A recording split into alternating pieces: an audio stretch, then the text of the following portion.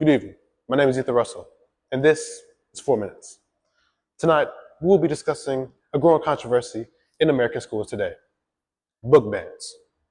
From Pulitzer Prize winners to children's picture books, titles discussing race, sexuality, and LGBTQ topics are vanishing from the school shelves. And it presents the question: are we protecting our students, or are we taunting them? Let's take a closer look. Book bans are not new. Throughout history, titles like To Kill a Mockingbird and The Catcher in the Rye have faced censorship. But in recent years, targets have expanded, often under the guise of protecting children from inappropriate content. However, in the Island Tree School District versus Pico, the Supreme Court ruled that students have a First Amendment right to access information in public schools. Inside the classroom, educators like Ms. Lachey Johnson are witnessing the impact firsthand. When you remove books that explore race, identity, the LGBTQ plus experiences, you're telling some students their stories don't belong. These books foster empathy and critical thinking. We're not just teaching literature, we're preparing citizens. Research supports her concerns. Studies show that diverse literature promotes understanding, tolerance, and emotional growth in students. But that's not the only concern. As school districts face increasing pressure, who gets to decide what's appropriate? For some parents, the answer is clear and deeply personal. I just want to protect my child. Some of these books contain things that I don't think are very age appropriate. Parents should have a say in what our kids are exposed to at school. It's about preserving our values, not banning our ideas. Shielding children from these books isn't protection, it's erasure.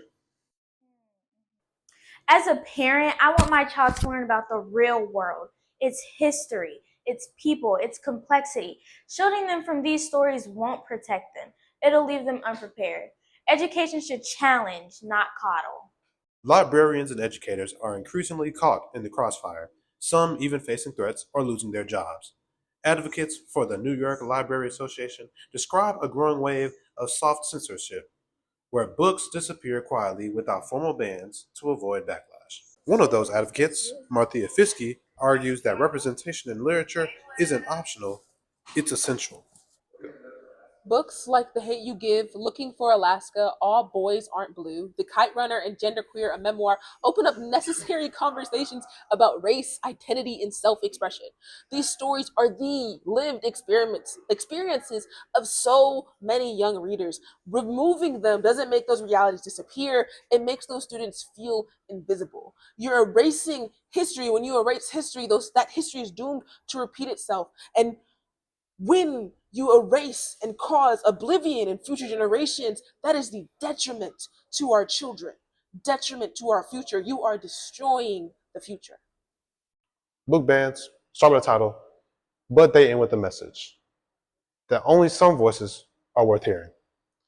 In the debate over what we should have in our school classrooms, we must ask this question: will we continue to educate our students? Or will we silence their past, their present, and their future? This has been 4 Minutes with Ethan Russell. Good night, everyone.